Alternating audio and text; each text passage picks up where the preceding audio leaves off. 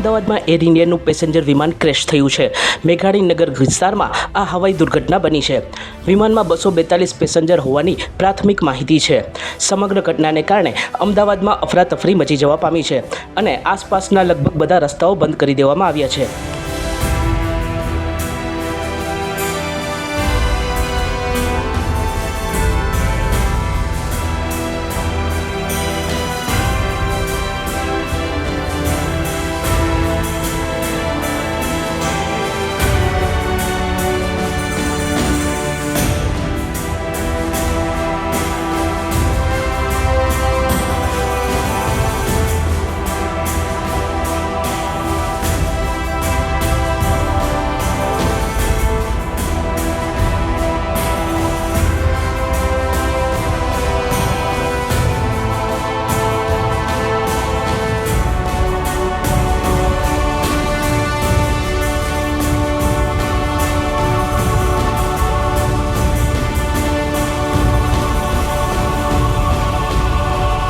સચોટ સમાચારો સૌથી ઝડપી મેળવવા માટે અમારી ચેનલને સબસ્ક્રાઇબ કરો।